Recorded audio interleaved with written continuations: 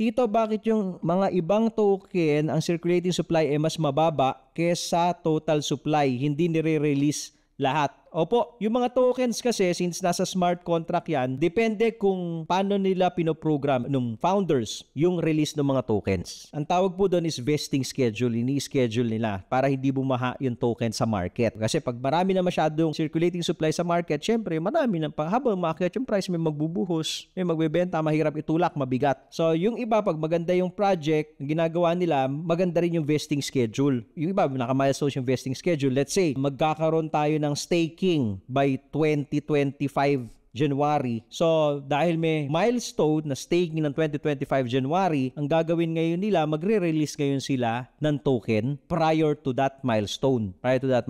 Para yung mga tao nakafocus dun sa staking. Okay, kasi pag staking, hindi mo ilalak mo yung token mo, stake mo para kumita. So, malalak yung token nila, pero may bagong supply na papasok. Okay, so nilalaro po yan. Nilalaro nila yan. So, kaya every milestone dun sila. So, halimbawa, magre-release ng new update. Alright, may testnet, may ganun. O, sige, may testnet. Lahat ng tao excited, release tayo ng token. Para negate yung impact pagdami ng supply because mayroong mga milestones. Follow for more Tito Moves!